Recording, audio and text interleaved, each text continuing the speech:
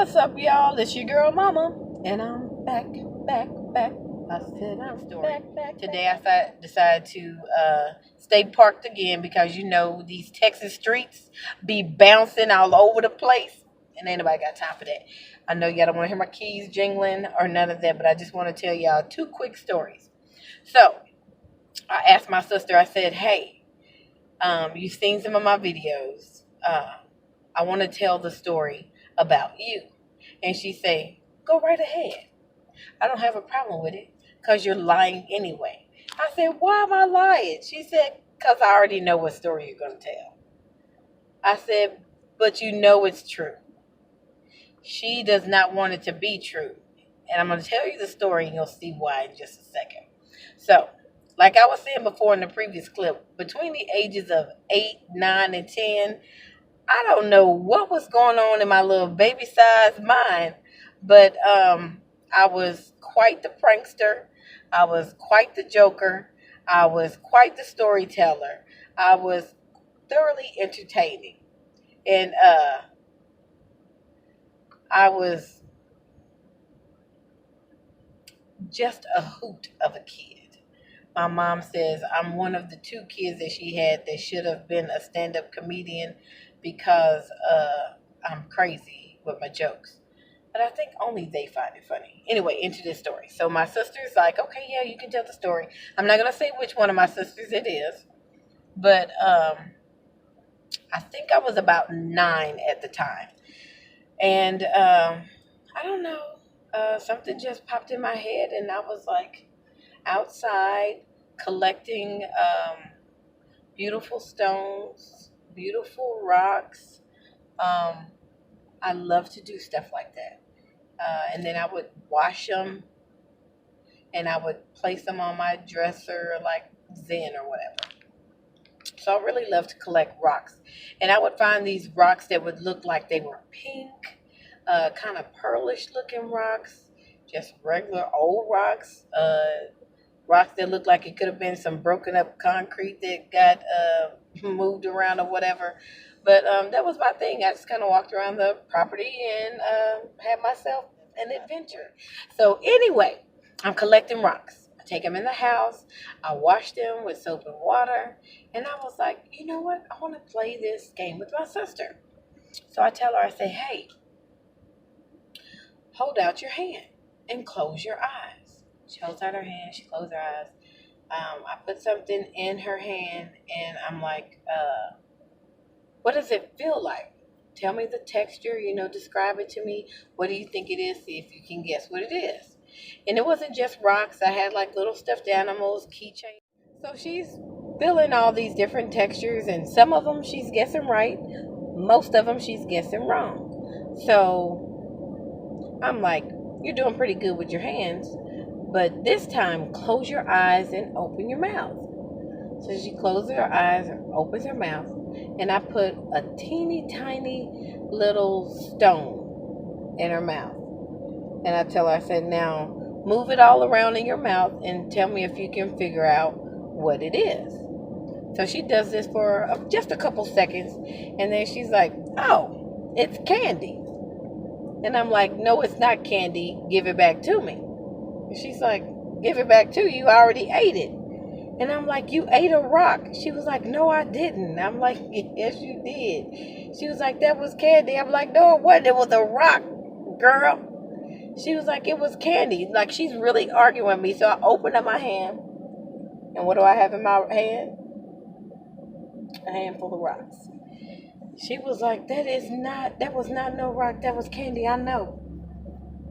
So she's in denial.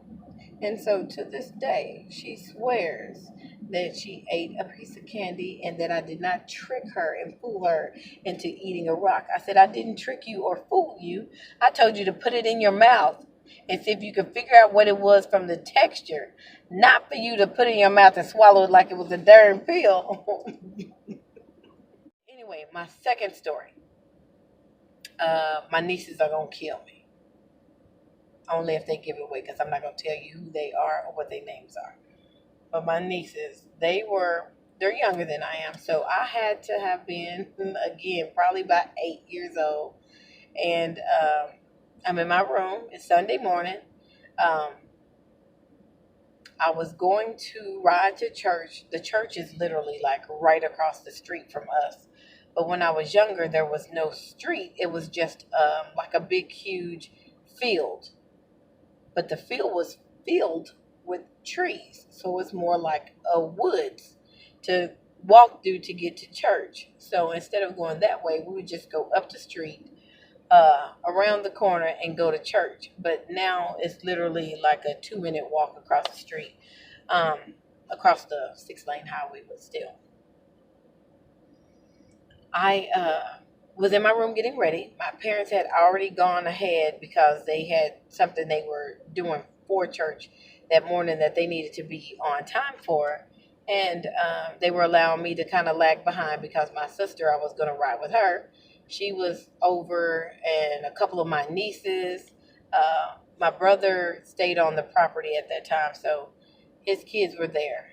And in our backyard, we had our own water system. So we had our own septic tank, we had our own well to get fresh water from, and so we really didn't have any plumbing or anything from the city. So everything was, we had our own system that was hooked up, that would, be flushed out or whatever.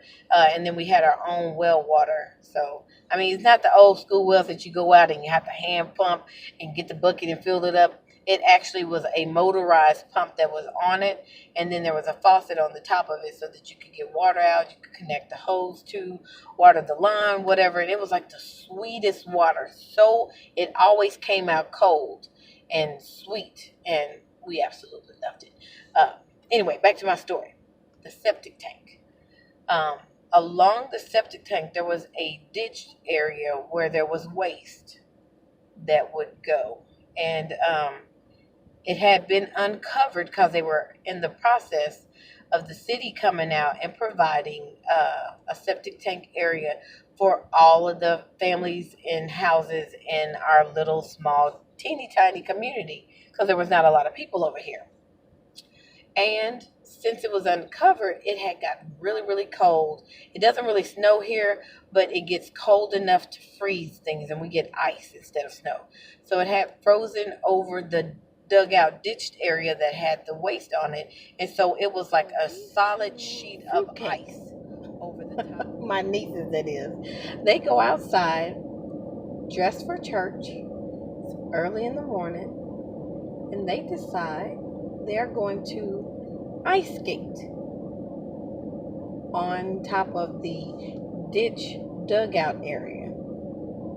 Let's just say, although it was frozen solid ice, it was not frozen hard enough to become a skating rink. So, you guessed it, they fell in to the waist. I think one of them actually went all the way under, and the other one went to like maybe their chin. But it was so deep that they couldn't actually get out, because every time they tried, like the ice would break and they were struggling to get out. I was in my room getting ready for church, and I hear this commotion. So I tell my sister, I'm like, hey, what's going on in the backyard? What is that noise? Who is screaming for help? So we look out the kitchen window and we see these two fruitcakes in the trench, up to their necks and waist, trying to swim out. So my sister goes outside very quickly. She runs outside. Like, now she's panicked. She done freaked out. She runs outside. She grabs their little hands. She swoops them up out of there. She's angry. She's like fussing at them. What are y'all doing? They were like, we just wanted to ice skate. Ah.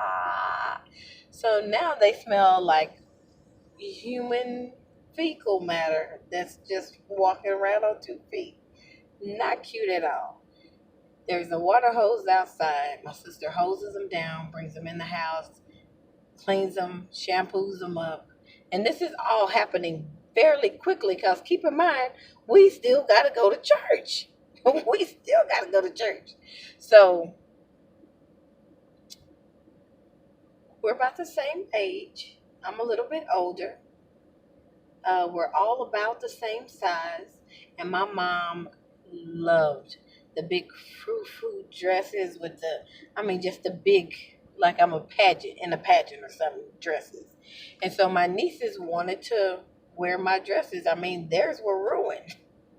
And I'm like, I don't want them little turds in my dress stinking up my clothes. Uh-uh. And my sister's like, just be nice and let them wear the dress. I'm like, they stink. She's like, well, I'm going to bathe them. I'm going to clean them. Yada, yada, yada. So long story short, I had to share my dresses with two little turdy girls going to church. I was so devastated. But thankfully, they were washed up, hair shampooed, they were cleaned up. They were not hurt at all. They're just fine. I think the only thing that hurt them was their little pride and the fact that their little ice skating idea did not flourish and come to pass. But anyway, guys, that is my two funny stories that I wanted to share with you guys in my car chronicles that be going on today. Thank you guys so much for watching. Don't forget to like, comment, and subscribe. Share this video also. Don't forget to hit the bell also so you'll be notified every time I upload. Thank you guys for being so patient and for everybody that reached out to me and said, hey, get a video out. We ain't seen nothing from you in a while. I got more funny stories coming from the Car Chronicles. I'm also going to upload a mukbang on my main channel, so be looking out for that today as well. It may not go up until very late. I'm having memory issues on my phone, so it keeps stopping, and I have to finagle some stuff, move some stuff around just so I can keep recording and uploading videos. So I'm going to try to get that taken care of today also so I can get more content up for you. And I'm going to go ahead and sign out now and say peace. See you guys in the next video. Love you for watching. Bye.